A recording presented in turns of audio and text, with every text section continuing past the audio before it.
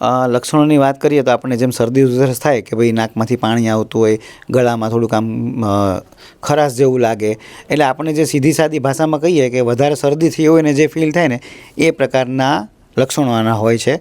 ચીનમાં જે પ્રકારે HMPV વાયરસ નીકળ્યો છે અને એના કારણે સમગ્ર વિશ્વમાં કહી શકાય કે એલર્ટ થઈ ચૂક્યું છે.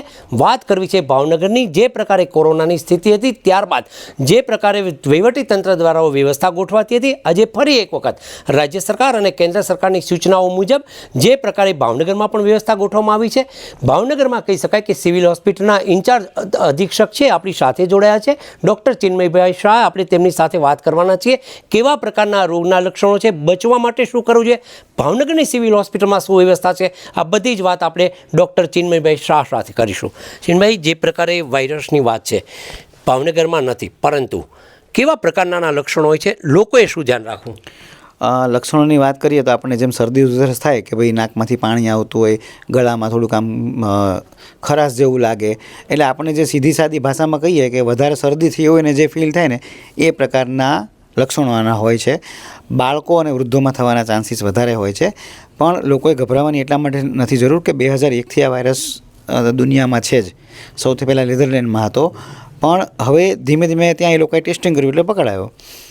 તો શું ધ્યાન રાખવું? તો કે રૂટીનલી છીંક ખાઈએ આપણે તો હાથ રાખીએ આડો, આપણે જેમ કોવિડમાં શીખ્યા હતા કે આવી રીતે રાખવું, બરાબર, અથવા તો રૂમાલ રાખો, રૂમાલ એકબીજા સાથે શેર ન કરવો, બરાબર. પછી દાખલે હું છીંક ખાઈને પછી તમારે હાથ મેલું તો ઓબ્વિયસ છે તમારે થાય.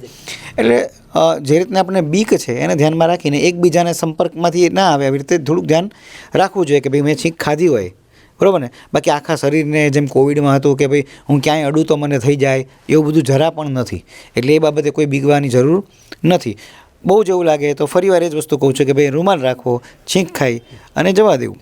ખાસ કરીને બાળકોને આની અસર વધુ થશે. એક તરફ શિયાળાનો માહોલ છે, શરદી ઉધરસની સિઝન અત્યારે પણ ઓલરેડી ચાલુ છે. વાલીઓએ પોતાના બાળકોને સાચવવા માટે શું કરવું? સૌથી પહેલાં તો પૌષ્ટિક આહાર આપવો. અત્યારના બાળકો સૌથી વધારે જંક ફૂડ ખાતા હોય છે, અને આપણું જે રૂટીન ફૂડ છે આપણને કેમ ઘી ગોળ અને જેમ શું કહેવાય સૂંઠ નાખીને કેમ આપણા બા દાદા આપતા હતા, તો એ રીતે ગોળીઓ અત્યારે છોકરાઓને ખવડાવવાની, એટલે આપણી રોગપ્રતિકારક શક્તિ વધે. મેઇન વસ્તુ એ જ છે કે બાળકો અને વૃદ્ધો બંનેમાં થવાનું કારણ એ જ છે કે જે રોગપ્રતિકારક શક્તિ એમની ડેવલપ થતી હોય, એટલે બંને જણ આપણે તો અડદિયું ખાતા જોઈએ છીએ શિયાળામાં, તો એ રીતે પૌષ્ટિક આહાર ખાય, ગરમ પાણી પીવે અને આ રોગપ્રતિકારક શક્તિ વધે એ પ્રકારની કોઈ પણ એક્ટિવિટી તે લોકો કરી શકે છે. સાહેબ, ખાસ કરીને ભાવનગર સિવિલની વાત કરીએ, ભલે સંભવિત રીતે આપણે પગલાઓ લઈ રહ્યા છે, કેવા પ્રકારના પગલાં? પગલાંમાં 3 વસ્તુની વાત કરીશ. એક વસ્તુ કે આપણે ટેસ્ટ માટે ઉપર લખી દીધું છે કે કીટ જો જરૂર પડે તો આપણે આપણી પાસે આવી શકે. ઉપરાંત વોર્ડ એક ડેવલપ કર્યો છે કે જેમાં 10 પુરુષો 10 સ્ત્રીઓ એટલે કે 20 એડલ્ટ, ઉપરાંત બાળકોના વોર્ડમાં બાળકો માટે અલાયદી જગ્યા રાખી છે. આપણી પાસે પૂરતા પ્રમાણમાં વેન્ટિલેટર, દવાઓ બધું જ છે. અને અત્યારે થોડુંક અમે એક એવું પણ રાખી રહ્યા છે કે રોજ કેટલા શરદી ઉધરસવાળા પેશન્ટ આવે છે, શું છે શું નહીં, તો આપણને ખબર પડે. સર્વેલન્સ પણ થઈ. એ રીતની આપણે એક પરિસ્થિતિ શરૂ કરી છે.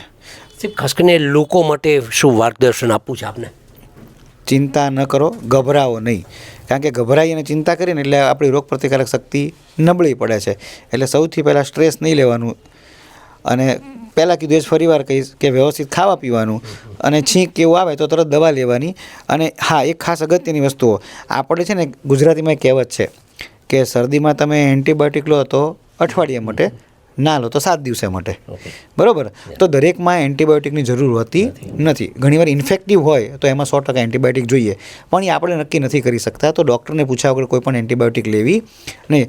હવે દાખલા તરીકે આપણે રૂટીનલી શું થતું હોય છે કે આપણને કંટાળો આવતો હોય, એટલે તમને તાવ આવ્યો હોય અને તમને કીધું હોય કે સિપ્રોફ્લોક્સાસિન લઈ લેજો, એટલે મને તાવ આવ્યો એટલે હું તમને કહું લાઈને ભાઈ, એટલે તમે કહો લે 2 મારી ગોળી પડી તું ખાઈ લે. ડૉક્ટરની સલાહ વગર શું કરવું નહીં. એટલે આમાં થયું કેવું, તમને 10 ગોળી આપી તો તમે 2 મને આપી દીધી, એટલે તમે પૂરતી ન લીધી, અને 2 આપીને સારું લાગ્યું એટલે મેં ન લીધી, એટલે અલ્ટિમેટલી એનો રેઝિસ્ટન્સ પેદા થાય. એટલે ખાસ સૂચના એવી છે કે કોઈ પણ જાતની એન્ટીબાયોટિક ડૉક્ટરને પૂછ્યા વગર લેવી નહીં. દર્શક મિત્રો, આપણે વાત કરી હતી HMPV જે વાયરસ છે એને લઈને ભાવનગરના ઇન્ચાર્જ તબીબ અધિક્ષક છે, એમણે બહુ સ્પષ્ટપણે સમજાવ્યું છે આ વાયરસ ભલે કદાચ સંભવિત રીતે આવી શકે, હજુ સુધી કોઈ કેસ ભાવનગરમાં નથી, પરંતુ માત્ર ડરવાની કશી જરૂર નથી. હા, સાવધાની ચોક્કસ રાખવી પડશે. સાવધાની રાખવી એ આપણા હાથની વાત છે. લોકોએ આ જે વાયરસ છે એની સામે સતર્ક રહેવું પડશે. ફરી મળીશું એક નવા વિષય સાથે, ત્યાં સુધી રજા આપશો.